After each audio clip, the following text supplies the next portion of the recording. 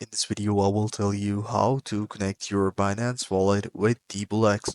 For that, the process is very simple. By following this method, you will be able to withdraw your coins and all your assets from the Bullx to your Binance by doing these simple steps. So if you're new to the channel, like, subscribe, and share. And I will provide the Bullx link in the description below so you guys can access it using the Telegram application.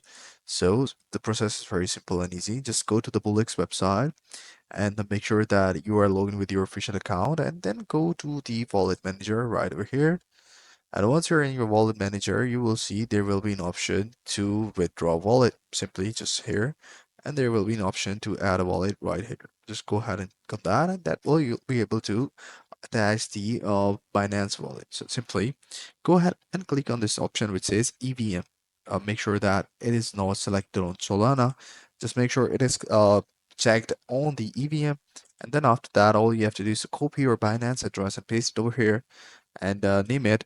For example, I'm going to name it Binance wallet, and you can name it anything that you want to, and enter your wallet address, and then click on add wallet.